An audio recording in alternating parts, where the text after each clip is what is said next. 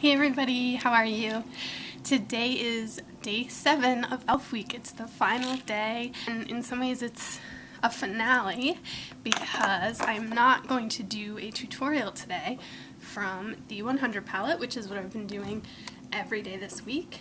Instead, I'm going to talk about the palette, just what I think about it, and also ways to make this palette work better for you. So, first of all, I'll just show it to you. So as you can see, there's 100 colors, and as you've probably seen if you've done any research on this or other reviews, the quality of the shadows varies a lot. So there's some really amazing colors in here, and there's also some colors that are almost unusable. And that's the reason that I would say that this palette isn't really good for real beginners, just because it can be a little bit confusing and frustrating because, you know, you look at a color in the pan and you think it's going to give you one kind of look and it gives you a really different look. And I've even found that frustrating. But the colors that are good are really good. And I swatched sort of a selection of the colors so you can see what the pigment is like.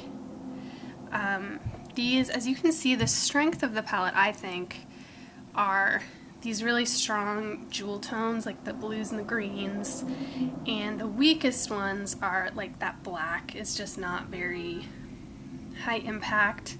A lot of the highlight shades, in fact most of the highlight shades, which is this entire row, are really chalky. You can really see with this one here, just really kind of chalky, and they don't show up that well on. So it's hard, even though there's so many colors in this palette, it's difficult to create a full look.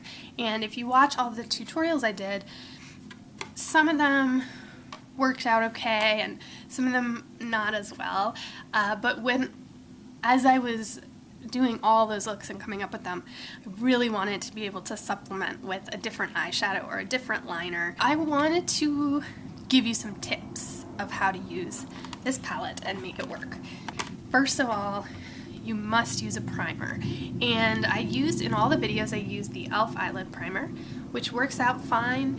The only thing is all this really does is just sort of neutralize the texture of the lid and create a smooth surface, but it doesn't necessarily improve the performance of the eyeshadow the same way that the Urban Decay does, because what the Urban Decay does is it smooths the lid, but it also creates almost a grabby surface that gives the shadow something to hold on to. Another is to use a shadow base. NYX Jumbo pencils are a great base for these eyeshadows, and you would have to use a primer with those also. But say if you used this oyster all over your whole lid, then you could create a much more dramatic look with some of these purples, which are pretty colors, but they just don't give you the payoff that you would want for a dramatic look. Another option is the Maybelline Color Tattoos, and on the higher end, the MAC Paint Pots. What these are is just, they're either eyeshadow in their own right, or you can use them as a base for a look.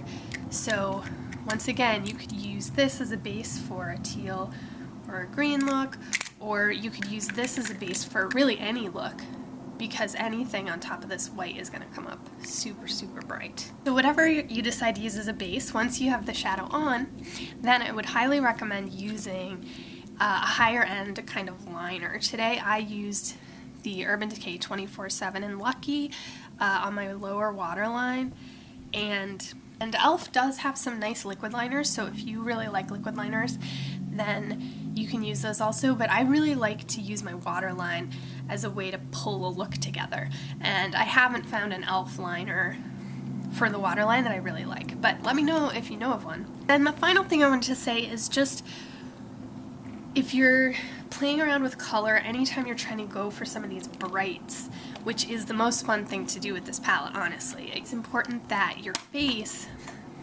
your face. The rest of your face looks really clean and flawless and pulled together. So make sure if you're using bright colors and playing around with color that you're not also experimenting with blush and lipstick on that same day. You want to be using a really good concealer, a neutral blush, and neutral lips.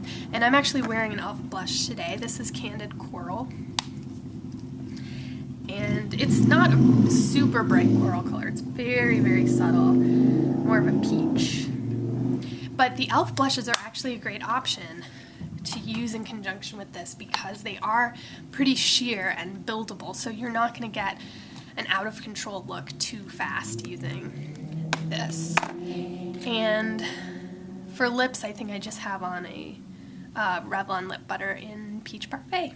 Those are all my thoughts about the e.l.f. 100 Shadow Palette. I hope you had fun kind of seeing what it's like, and if you have the palette, hopefully it gave you some ideas.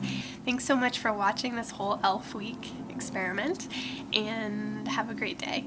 Thanks, guys.